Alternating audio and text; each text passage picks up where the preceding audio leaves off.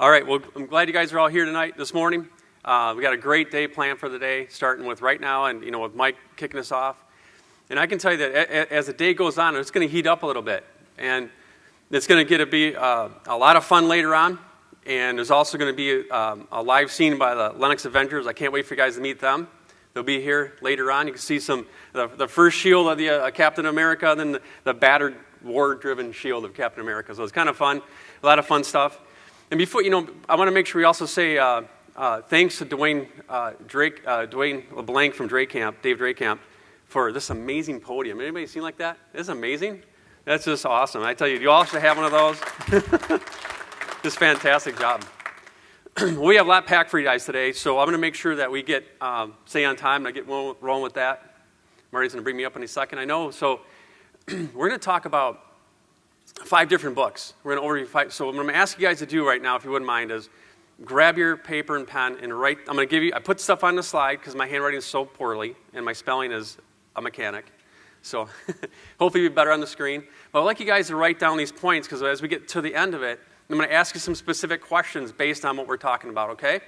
So this is called Coaching Your Team with Foundational Education.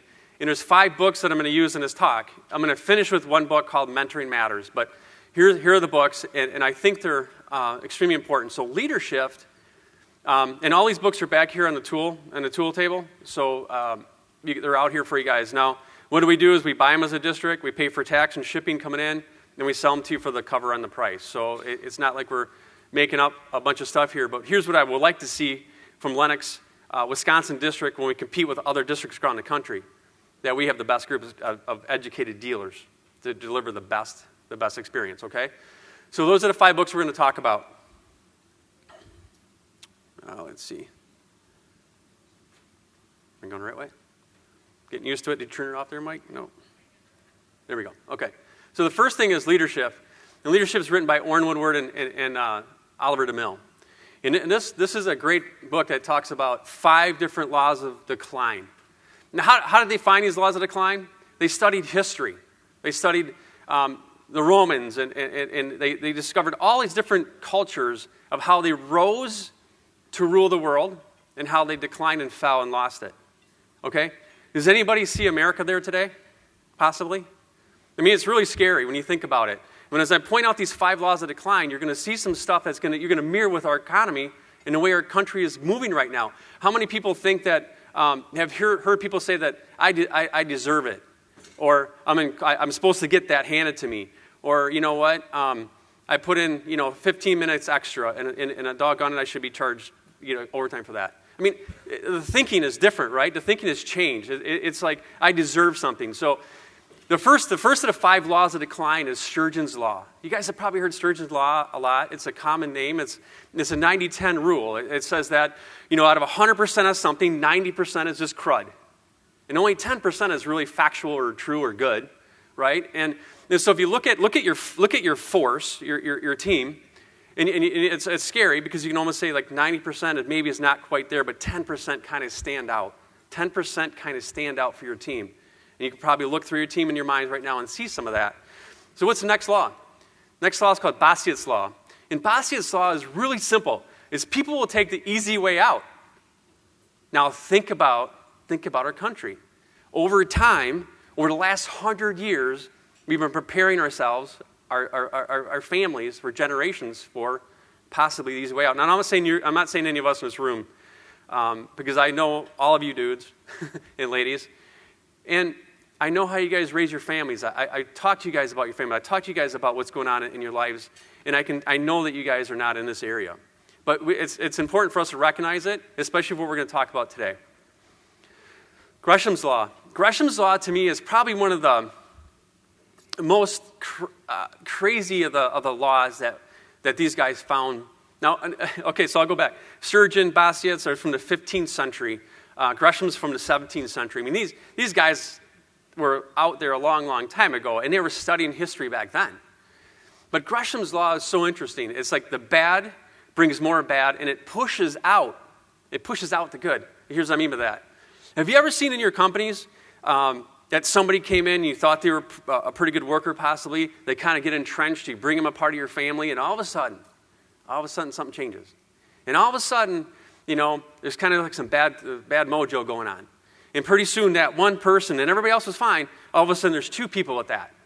Then all of a sudden there could be like 3. And all of a sudden your culture starts to change in your company. And guess what happens? Your star, the person you built your business around, the person you can commit to for your life, takes a job somewhere else. Why? It's not even understandable. And you probably look back, I've done it myself a lot of times. I look back and go, why did this person leave? How did I fail this one person? What's going on here? And you guys, it's Gresham's Law at work in our companies. It's at work in our companies and it's in work in our lives. It's everywhere. So that third law, to me, is one that stands out so greatly and so disguisable. So disguisable and so hard to fix because those people have become part of your team. So what about this one here? The law of diminishing returns and the same of doing the same thing doesn't mean better. Here's my example. If you're a tomato grower, you like tomato plants, you like tomatoes, and you have a tomato plant, and you plant it in there, and I've watched this with my wife Tina, and you plant it and you add some Miracle Grow with a mixture of water, and man, that thing shoots up, and you're like, wow, it worked pretty good. So you add some more, do it again, and it shoots up great, and all of a sudden these tomatoes pop out, and you're like, man, it's going great. So you add some more, and then you do add some. Pretty soon what happens is it's not doing anything. So as leaders, as they talk about in leadership, is we have to understand that as we start to find things that work, we have to constantly tweak them. Now, why do we have side curtains for the meeting today? Why do we have uplighting there? Why is the screen pulled in a little different? Why is this jagged out right here? And why do you have booklets instead of loose papers and packet? So why do you have a lot of outside speakers coming in for this event? That's all part of this process of we can't keep doing the same thing and expect everybody to think, man, it's just one of those meetings again. Everything's got to be new and exciting. It's got to be better. It's got to build off a foundation and keep going. So law of inertia. This is beautiful, right? We all know this one. What's in motion stays in motion, and what's at rest stays at rest. I mean, I love it when my favorite spot is the couch, fireplace, 2 dogs. Well, Tina too, but the 2 dogs and fireplace and Packer game when they win. And, I could stay there for a couple days. It's really simple. I love it. It's relaxing. It's fun. But we know we have to keep moving. So those are the 5 laws of decline. Let's get into the next book, Personality Plus. And I'm not going to cover a lot of this today because tonight you're going to have a talk by Dave and Krista Kammerer. It's our first ever husband and wife talk. And I am so excited about this. I'm so excited about this because I know what they've gone through in this topic. I've seen them go through it with themselves, with their family, with their companies, and they're going to share some of those great things. You guys can't miss this talk today. It's amazing, and it's so cool because it's the guy's opinion, and it's the correcting lady's opinion, right? It's a great combination. I'm so excited about it. So they're going to cover this book in detail and how it affects things. But 4 temperaments, what are they? The popular sanguine. The person that's extroverted, they like to talk, they're optimistic. When they enter the room, if they came in the room right now, no matter if I'm up on stage or not, they're going to start making noise, and you're going to turn and see them because they're in the room. They're the sanguines, man. They're happy to be here, they're excited, and they love having fun.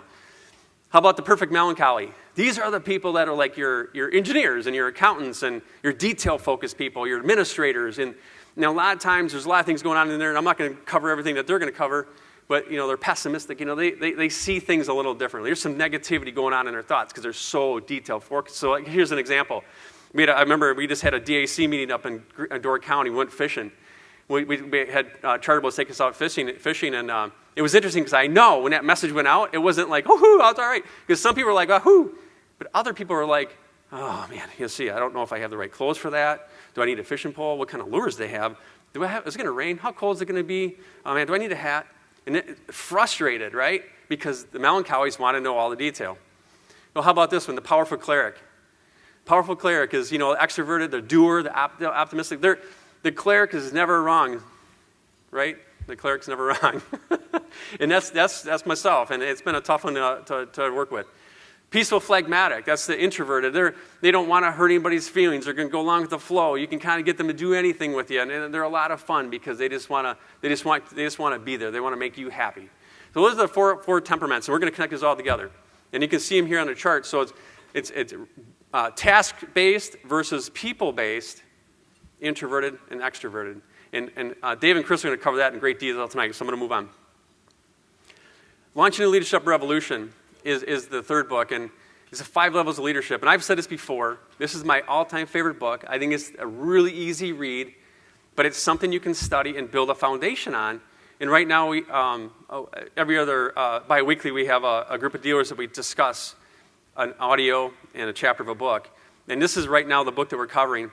And it's kind of funny because we spent a half hour on the book and a half hour on the audio, and we're having a hard time getting to the audios because the book is so powerful. And we're only going one chapter at a time, and it's just it's an incredible book. So here's what the 5 levels are. Here's what they are.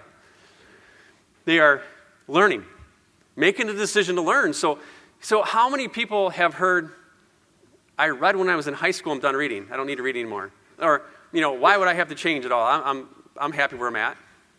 Okay, so people have to want to be able to be a student, want to learn. Whoop, I turned it off, sorry. Performing. Use what they're learning to start to do the work. So they're learning something, and then they're going to activity. They're starting to use it to move forward, and that's a really important step. A lot of people will learn, but they won't perform. They have to go to the next step. Leading. Leading comes off of learning and then activity, performing, and then people start to follow. That's just a really beautiful thing about that. So after that, we're going to look at developing other leaders. This is a key for businesses, right? We have to develop other leaders in our business. If we don't, guess what happens? We'll grow our business, plateau, and there could be some decline because there's only so much that each one of you guys can do, you folks can do. So we have to build leaders that we can grow and mentor and have them come along and see the same vision and go the same direction. That's a huge key in developing our businesses. Then this final one, number 5, it's really weird. It's echoed through generations, and it's rare. Why is it rare? There's a lot of reasons, and in the book it talks about it. But a lot of it is because our egos sometimes get us in the way of what we're trying to accomplish. So instead of developing leaders who can go out and develop leaders, get the spotlight off ourselves and put on other people, it tends to slow us down in level 5. Now, level 5 is really where we need to be as dealers. I'm going to go into more depth here as we move on, so I'll come back to that. And that's kind of what the ladder looks like, the 5 levels of leadership. The 5 Love Languages by Gary Chatmon. We're not related. He spelled his name wrong. But how do you speak someone's language? And I never understood this one. I just thought that, everybody else was strange. And it's not true. So the first of the 5 love languages, the first one is quality time. Quality time. Have you ever seen people that you've worked with that they get kind of frustrated over time, but once you sit down with them or spend some time with them, they seem to be a lot better? Most likely, their love language is time together, quality time. That's an important piece. So here's the next one, words of affirmation. Now, these have no swear words involved at all. That's different for our industry. It's all build-up words like, hey, you did, hey, I really appreciate how you did that job. To Wayne, like, oh, what you did here. I mean, that's just how I feel. That's just amazing. I keep coming in. I came in several times last night, turned the lights on just to look at it. It's like, that's awesome. And you appreciate that. So that's good. It's important to say the words of how we think. And I've heard other great, great mentors and leaders say this. I would never give anybody affirmation because I didn't want them to be better than myself. And what they didn't realize is the true way to be the better leader, to grow as a leader, is to affirm other folks. Help them. Don't lie to them, but help them along the process. Look for the great things in people. Gifts. A usual, it's a symbol of love. I mean, it's a symbol of care. But here's an example. I mean, I could come home and bring Tina a gift, and she'd go, thanks, I like it, it's nice. But if I spent quality time with her, totally different, much better. So that was something I'm like, well, I just got you something, we should be good now for the next year, right? I mean, so, no. And then acts of service. Acts of service is really doing things for other people. So here's a cool one for Tina. If I did the dishes before she got home without saying, hey, can you do the dishes? They walked into the house and she opened the door. She's thinking, I worked all day long and the kitchen's probably a mess where we left it last night. And the kitchen's clean. Smile. There's a smile. It's really kind of cool. And then for a long time, she never said a word, just smiled, and I'd catch a smile. And then now she actually says, hey, I really appreciate you doing the dishes. And I'm like, sweet, that's awesome. I'll probably do them again. Physical touch. Now, I know what you're all thinking, guys, but this is more like, it could be in a lot of different ways. It could be just holding hands with your other significant other. It could be, you'll see this with people all the time. You'll see that with guys. They'll walk up and they'll put their hand on somebody's shoulder or something. I just watched, I was in the back there, I saw Mike Damon walk through the crowd, and he put his hand on the back of Rob Schill's neck. And Mike, that's one of Mike's languages. That's that connection. So it's an important piece. How about Mentoring Matters? This is where we're going to kind of stop right here. We're going to kind of pull it together. Mentoring Matters it's a life leadership essential series. It's the note pages of Orrin Woodward that a writer took, and he talked with the writer, and they wrote the book. And it's pretty amazing because it's not him writing it, but it's his thinking. But it talks about targets, techniques, tools of becoming a great mentor. And that's something that's always in process, right? Progress. So like, here's an example. Example number one. When we're raising our kids, and I wish I had heard this stuff, 30 years ago, when Tina and I had our kids, I wish I would have heard this stuff. But are we raising our kids and thinking of generations down the road, or just raising our kids? And I thought about, wow, that's kind of amazing. What does that really mean? So when I think about it now, as I have granddaughters, I have three daughters and I have 3 granddaughters, and I look at that and I go, wow, how much of raising Carolyn do I see in Clara? How much is there? So did Tina and I raise her for generations down the road with that understanding, or did I just raise her for today? You need to sit down and be quiet because I'm busy. Whatever we did at the time is, turn the TV on and watch TV, or we didn't understand about TV and media and negativity, and we didn't understand any of that stuff. We were just trying to survive, like many of people still are today, right? But when you're thinking about generations down the road, it starts to really change the way you think. I mean, I had some great discussions with Mike Eaton about his children and how he is mentoring them and manages the quality of media experience. He manages the quality of this, and he spends quality time with them. I really love how he's doing that. It's a great foundation for generations to come. It's really something. So that's example number one. It talks about in the book here. And then example number two is, sometimes I am a student, and other times I'm a leader who's developing other leaders. Where I am on the 5 levels of leadership doesn't speak to who I am today, but more as who I'm working with. So here's what this means. If you're working with a brand new employee, are you a level 5 leader with them? Or are you a learner? And here, like James is out here, outside the room here, and he's our new inside salesman. Really like this young man. Our team hired him. It wasn't just myself. And we had some really critical discussions before we hired him, because I wasn't picking James. He was not my pick. And then we had a Sunday morning meeting. A Saturday morning meeting. I wanted to make sure I see him commit to meeting me for breakfast on Saturday morning. We talked for quite a while. And I just laid it out for him. He just amazingly flipped me around. And we were all done. He's like, well, hey, thanks for giving me this chance. Thanks for telling me these things. And I appreciate your time. And I was like, well, don't you understand? You're hired. I mean, you got the job, So what the thing is, and if you look at the 5 levels of leadership, he is just coming in. So as leaders, we have to be at that learning foundation level. We have to make sure he understands that we're a learning culture, or whatever your company culture is going to be, or what it is. Ours is learning in Lenox, Wisconsin. We learn together so we can grow together. And it's important to bring him in through that process, and we're still doing that. And now, as he starts to learn, we'll start to take that to activity. We'll start to take that to performing.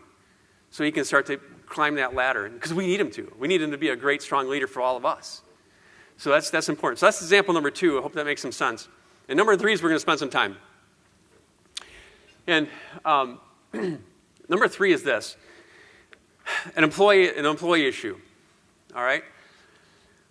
Whatever your employee issue is now, all of you in this room have employees, whether you're a manager, a sales manager, a general manager, an owner. If you business is really simple. It's really simple until you add people. Then it's hard. Then it's very difficult, And when I look at this, I say, as I'm going through this book, and this is early on in the book, I should say. Okay, so if it's something we have back there, if you want to grab it, you can find this early on in the book. But when I've taken all five of these books together, and I start looking at the top things of each thing, here's what I'm thinking about. And I want you to think, I'm going to go through these lists, and I'm going to come back to it, as I'm going to put the whole format on there. So, is your 5 laws of decline in your company in check? Just think about that. I'm going to come back and I'll put it all on the board. All right? In yourself. Is it in check in yourself? Because here's the thing, guys. If if we're owning our company and it's all about us, how do our employees react to that? It becomes all about them, right? It's how we lead them. So what is your personality? You know, is it a cleric? Is it a sanguine? What is it? What is theirs? Do we know that? All right, and then let's move on to the next example. An employee. So let's go on to the next one. So what are the 5 levels of influence? Where are they at on the 5 levels of leadership? Influence is leadership. Leadership is influence. It's the same. It could be negative too. I mean, a drug dealer has a lot of influence, right? It's just the wrong influence, right? So, and then where are they on the 5 levels? Where are you, and then where are they? What is your love language? Is yours like you like affirmation, you know? And what is theirs? And then finally, what is your goal for them? So each of your guys, what's your goal for them? And then knowing what is their goal. So let's just throw this on the board. Here's all the books, and here's all the different notes. And if anybody wants any kind of this information, I'm more than happy to share it. So let me ask you some questions. The first question was very simple, don't put the screen on this, Marty. What is the 5 laws of decline in your company? Would anybody like to share with me? Anybody let me use them as a guinea pig or anything? Billy? Okay. Whoop. Go ahead. I got it. Go ahead, Bill. What's your 5 laws of decline in your company of those 5? What do you think? Which one do you think is causing more conflict in your company? Which one is at work in your company the strongest? Would it be the bad pushes out the good? Okay. That's a common one, you guys. And that's why it's so hard to see, because it's so disguisable. It's hard to identify because you want to believe in those folks in your group. Okay, so question number 2 is, Bill, in yourself, and thank you for letting me work with you on this, Bill, in yourself, which one of those 5 laws are at work in your heart? Which ones are pulling you down a little bit?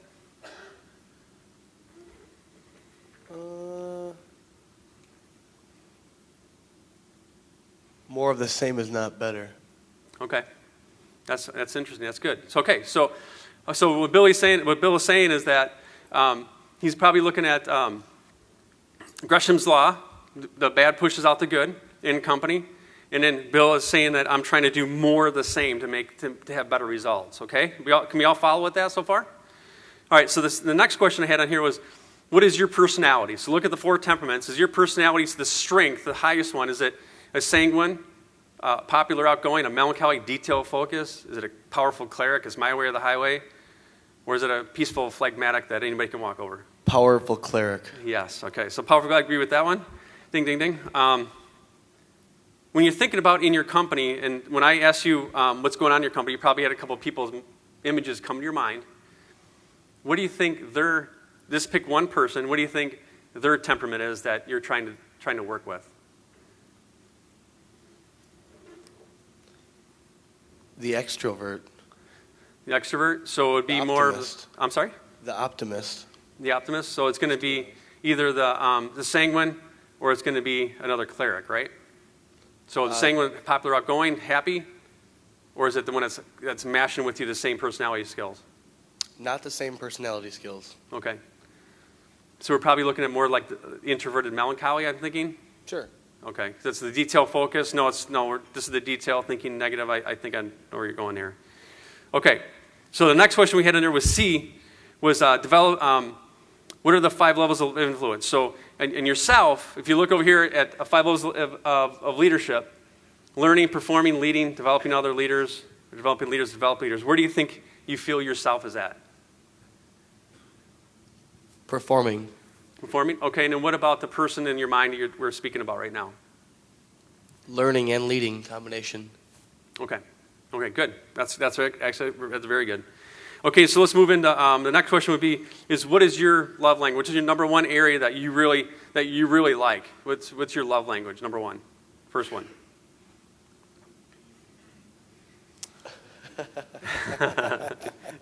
We won't go outside this room. Where is the love level? Oh, in the right, bottom right? The what? Yes. Yep. Quality time or words of affirmation, gifts? acts of service, or personal touch? Can I have physical touch for 500, Bob? Yes, you may. Okay, and this person that you have in your mind that we're thinking through right now, what do you think their love language is? Quality time. Quality time, okay. All right, so then the last question here was, what is your goal for that person? What would be your goal for that particular person that you're thinking of? Personally? Yep, what's your goal for them? The perfect balance between work and life. Okay. And what do you think their goal is?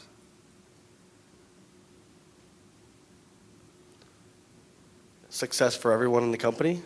Okay.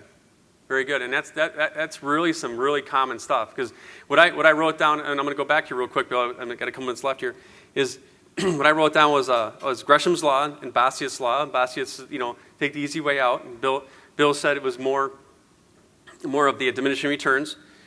And then cleric and melancholy, they tend to push and twist each other quite a bit, is what I even had down ahead of time.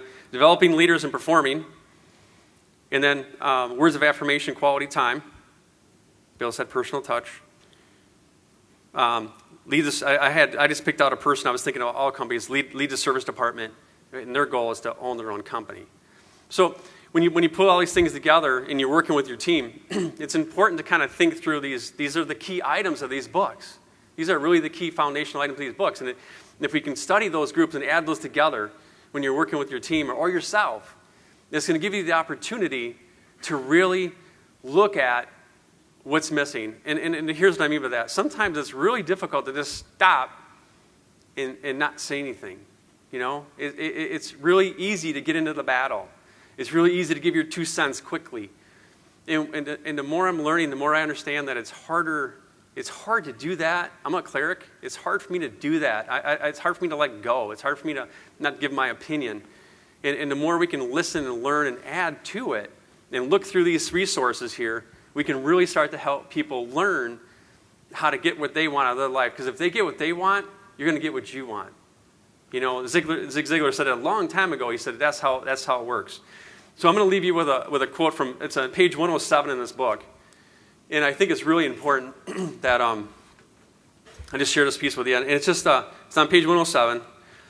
And it just says, if your generation is going to turn around the current momentum toward decline, the next generation of leaders is going to need a fantastic mentoring force. Fantastic mentoring force. Why do every meeting we bring out these tools out here? And I was a part of a lot of organizations so far in my 30 years in this industry. This is my 30th year.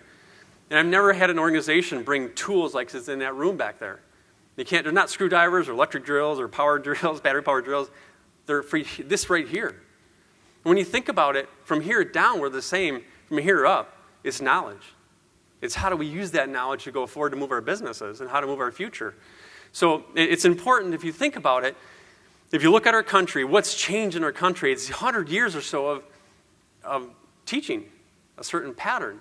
And we've got to interrupt that. We've got to change it. So today's mentors need to understand that continuing the modern slide of the free world away from principles of morality, family, freedom, and free enterprise is not simply a viable option. It can't happen any longer. We've got to stop it. It's going to take every one of us to do that to the people that we have influence with. In short, today's mentors are training the coming generations of leaders and mentors.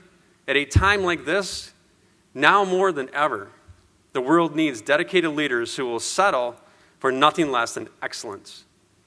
E.E. Cummings wrote, "To be nobody but yourself in a world which is doing its best, night and day, to make everybody else the same."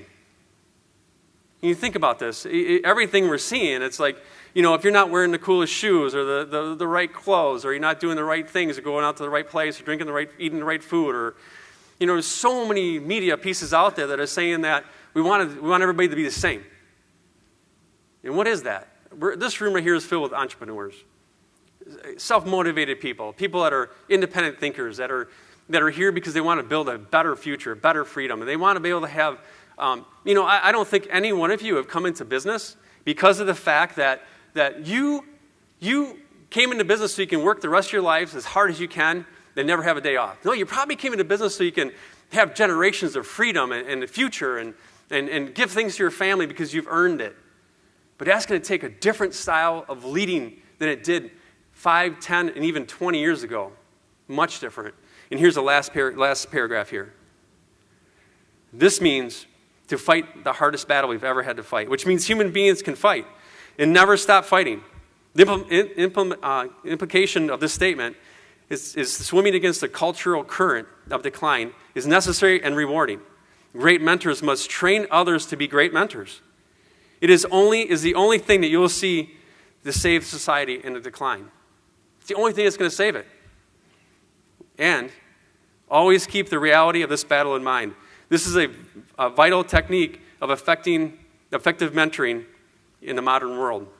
Ladies and gentlemen, you guys, like Mike said when he opened up, you guys made a choice to be here. There's a lot of dealers. We have open tables. There's a lot of dealers that aren't here. And I'll be quite frank. Our attendance is down by about 50 people from a year ago. We moved it to a slower time of year. Yes, the weather got cold, and I understand that stuff. But we also know that this is more important than anything else. Because if we keep doing the same things over and over again, we end up in the same spot. What does it look like 5 years down the road? That's your choice. We know from the economists that until 2019, we have smooth sailing, a market that's going to increase. And it's time for us to make money. Take advantage of the programs. So many people are holding their purse strings tight, going, well, I'm not sure I want to do that right now because, we may not do that. Our team is willing to help, to write off charges, to exchange equipment, to take back stuff. We prove it every single day. But we're asking you, we're pleading you guys, use the programs. If you want to be profitable at Lennox, you've got to use the programs. Put that money back into your company. Train your people. Train yourself and move into the future. Guys, it's time. It's time. There's no other time than right now because the next few years is profitable. It's prosperous. We've got to move forward. Don't wait for everybody else to get ahead of us. We have to move forward first. It's time to fight that battle. Keep learning. Keep growing. I'm glad you guys are here. God bless.